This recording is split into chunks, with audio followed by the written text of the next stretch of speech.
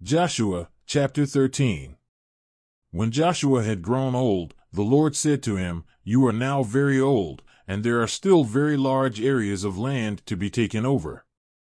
This is the land that remains, all the regions of the Philistines and Geshurites, from the Shir River on the east of Egypt to the territory of Ekron on the north, all of it counted as Canaanite, though held by the 5 Philistine rulers in Gaza, Ashdod, Ashkelon, Gath, and Ekron, the territory of the Avites on the south, all the land of the Canaanites, from Ara of the Sidonians as far as Aphek and the border of the Amorites, the area of Byblos, and all Lebanon to the east, from Baal-Gad, below Mount Hermon to Lebo-Hamath. As for all the inhabitants of the mountain regions from Lebanon to Misrephoth-Maim, that is, all the Sidonians, I myself will drive them out before the Israelites. Be sure to allocate this land to Israel for an inheritance, as I have instructed you, and divide it as an inheritance among the 9 tribes and half of the tribe of Manasseh." The other half of Manasseh, the Reubenites and the Gadites, had received the inheritance that Moses had given them east of the Jordan, as he, the servant of the Lord, had assigned it to them. It extended from Aroer on the rim of the Arnon Gorge, and from the town in the middle of the gorge, and included the whole plateau of Medeba as far as Dibon, and all the towns of Sihon king of the Amorites, who ruled in Heshbon, out to the border of the Ammonites. It also included Gilead, the territory of the people of Geshur and Makkah, all of Mount Hermon and all Bashan as far as Salekah, that is, the whole kingdom of Og in Bashan, who had reigned in Ashtaroth and Edrei. He was the last of the Rephates. Moses had defeated them and taken over their land. But the Israelites did not drive out the people of Geshur and Makkah, so they continue to live among the Israelites to this day. But to the tribe of Levi he gave no inheritance, since the food offerings presented to the Lord, the God of Israel, are their inheritance, as he promised them. This is what Moses had given to the tribe of Reuben, according to its clans.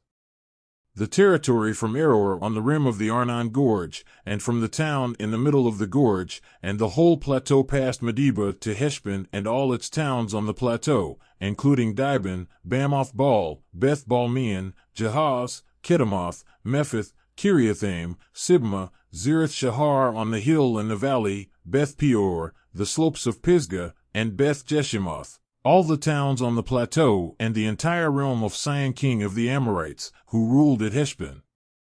Moses had defeated him and the Midianite chiefs, Evi, Rechem, Zur, Hur, and Reba, princes allied with Sihon, who lived in that country.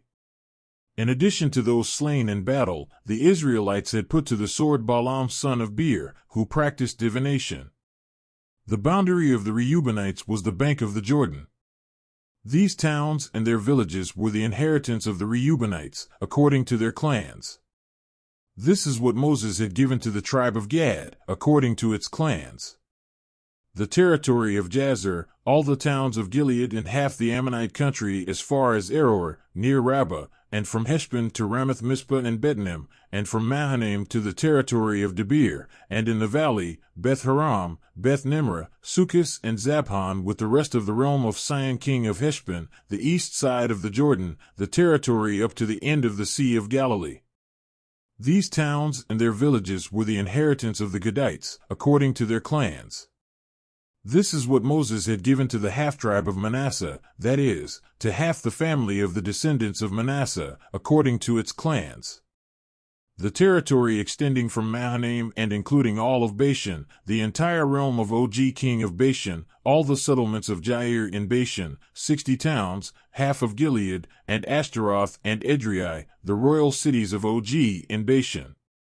This was for the descendants of Machir son of Manasseh, for half of the sons of Machir, according to their clans. This is the inheritance Moses had given when he was in the plains of Moab across the Jordan east of Jericho. But to the tribe of Levi, Moses had given no inheritance. The Lord, the God of Israel, is their inheritance, as he promised them. Joshua, chapter 14. Now these are the areas the Israelites received as an inheritance in the land of Canaan, which Eleazar the priest, Joshua son of Nun, and the heads of the tribal clans of Israel allotted to them. Their inheritances were assigned by lot to the 9.5 tribes, as the Lord had commanded through Moses. Moses had granted the 2.5 tribes their inheritance east of the Jordan, but had not granted the Levites an inheritance among the rest, for Joseph's descendants had become 2 tribes, Manasseh and Ephraim. The Levites received no share of the land, but only towns to live in, with pasturelands for their flocks and herds. So the Israelites divided the land, just as the Lord had commanded Moses. Now the people of Judah approached Joshua at Gilgal, and Caleb son of Jephunneh the Kenizzite said to him, "You know what the Lord said to Moses the man of God at Kadesh Barnea about you and me. I was 40 years old when Moses the servant of the Lord sent me from Kadesh Barnea to explore the land. And I brought him back a report according to my convictions, but my fellow Israelites who went up with me made the hearts of the people melt in fear. I, however, followed the Lord my God wholeheartedly. So on that day Moses swore to me, 'The land on which your feet have walked will be your inheritance and that of your children forever, because you have followed the Lord my God wholeheartedly.' Now then, just as the Lord promised, he has kept me alive for 45 years since the time he said this to Moses, while Israel moved about in the wilderness. So here I am today, 85 years old. I am still as strong today as the day Moses sent me out. I'm just as vigorous to go out to battle now as I was then. Now give me this hill country that the Lord promised me that day. You yourself heard then that the Anakites were there and their cities were large and fortified, but, the Lord helping me, I will drive them out just as he said." Then Joshua blessed Caleb son of Jephunneh and gave him Hebron as his inheritance.